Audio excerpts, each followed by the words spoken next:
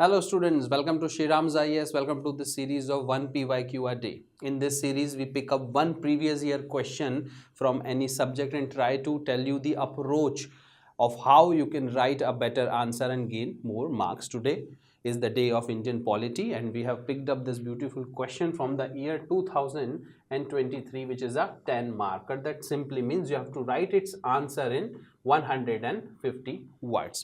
Now, to understand in a simplified manner, while writing an answer, you must write about three things. One is the introduction, second is the body, and third is the conclusion.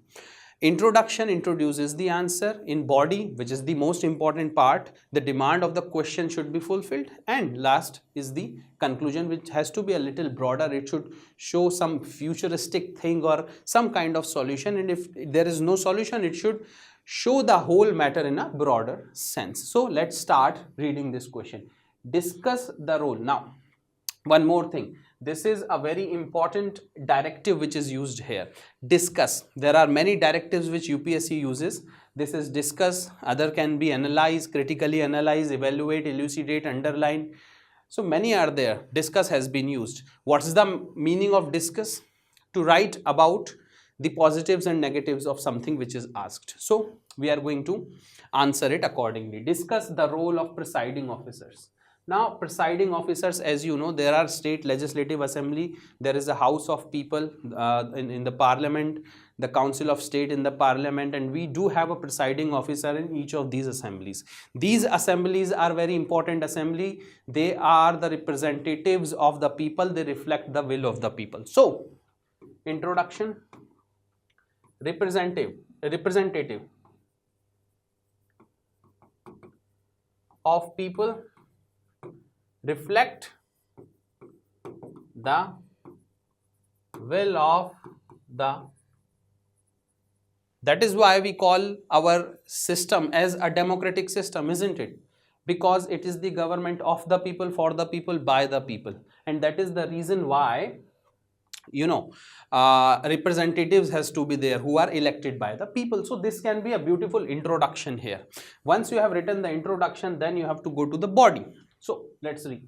Discuss the role of presiding officers of state legislatures in maintaining order and impartiality, in conducting legislative work, and in facilitating best democratic practices. So two things, we can divide the whole question under two things. One is the maintenance of law and order and impartiality, and the other is facilitating the best democratic processes. So these representative bodies which reflects the will of the people are seen, are sort of conducted by the presiding officer. So conducting officer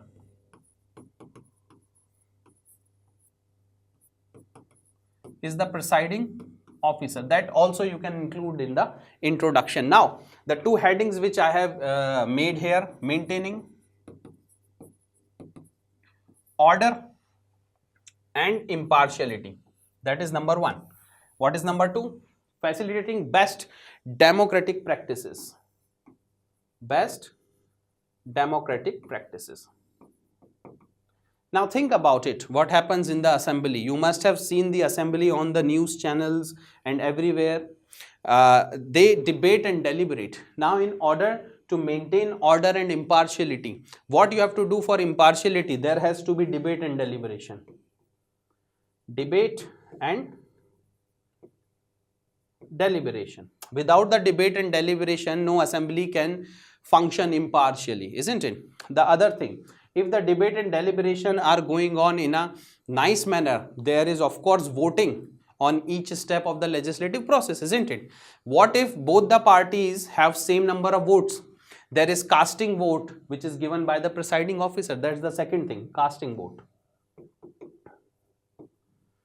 Now this debate and deliberation, if let's say it goes south, which means that if the process is not going in an appropriate manner and the member of the legislative assembly are crossing the limit, they are doing things which must not be done, then the presiding officer also takes actions. What kind of actions does he take?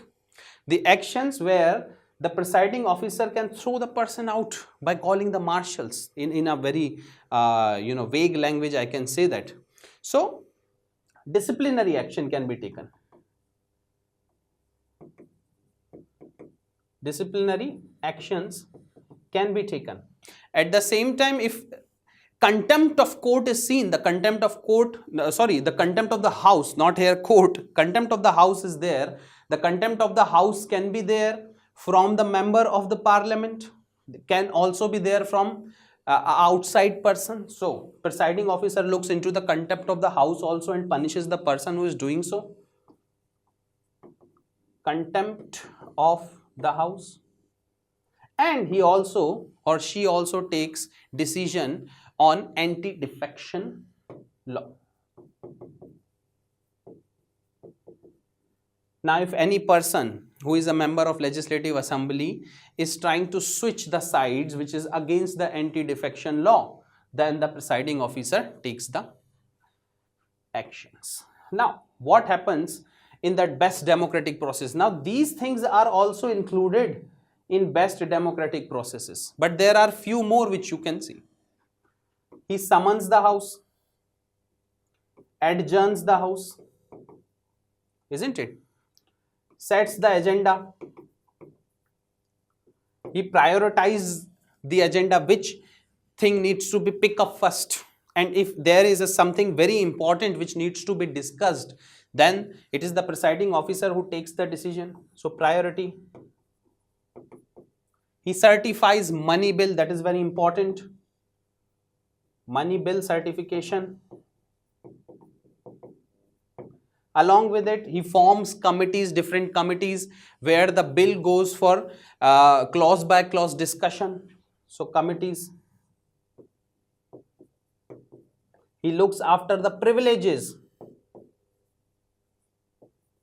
of the members of the Legislative Assembly. So for the best democratic practices, these things are done by the presiding officer. To maintain order and impartiality, these things are done by the presiding officer. That concludes your answer, but the directive which is given here is discuss.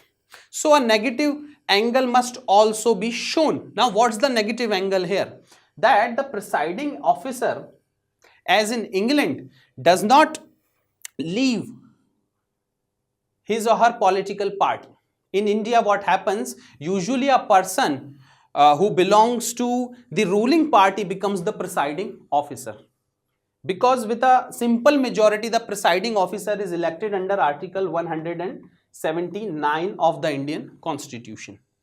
To elect a person as a presiding officer, the House needs to vote, and with a simple majority, this can be done. So what happens here? Person who is of the ruling party usually becomes the presiding officer, and the impartiality which needs to be maintained is not maintained. At times it is not maintained because his decisions are usually tilted towards the ruling government.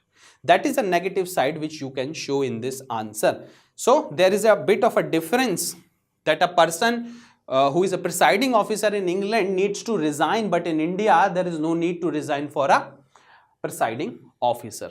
So you have written about the positive side, about a negative side. This concludes the answer, but a conclusion has to be written. What you can write in conclusion? I have always told you it has to be broader. The introduction has to be specific, but conclusion has to be broader. Now, in order to have the best democratic practices, you need a person who is impartial, and for that, what needs to be done? Several reforms needs to be brought. This is something which you can write. The introductions and the conclusions can be many, but what really matters is what you write in the body, because this is what reflects your understanding of the question and how better you have written what has been asked in the question. So, thank you very much for joining me in this session. Have a nice day and Jai Hind.